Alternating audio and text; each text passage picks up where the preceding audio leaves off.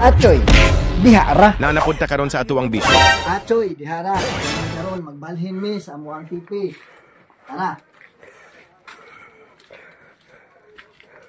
Mo ni among gibuhat nga tipi. Ang iyang size ani 2 by 3, 2 feet by 3 feet. Mo ni ang iyang gibag-on kay 1 inch. So, gigo-gigo nga pasmogis kabugatan. Amo nang hinabalhin ko sa ubos. Ang ginamigutan sa tipi para matransfer na po namo. Ang recording dito pohon. Ya plus nami ubay na. Ubay na para sa kuha. So gamay na para sa uban nga dagog ni pang kami backyard pa man. So din ha nami pang coding pud pohon. Nami naka-range ha. Wala tulo ka bahin. Okay, tanawa ka tangimi. Mauna ang amuang super kakay na agyod ug andam mo alalay.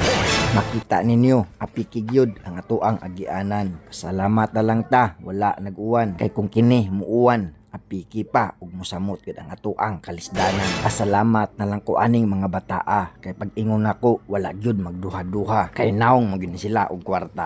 Bitaw kumidyara. Bilid kayo ko ani nila kay may na lang daw pang-alawan sa eskwela. Ang problema putigid aning bugata kung ingon ka 30 to 50 kilo ni sila. Lang.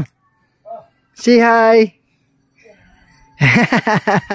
Lisod ang agianan, lisod pagyud ang pagdala. Kini di ay ang ato ang cording area is about 3,000 square meter raman siguro ni siya. Kay ang tibuok area wala ni kaabot og usa ka hektarya. Naara ni sa mga 8,000 plus square meter tanan.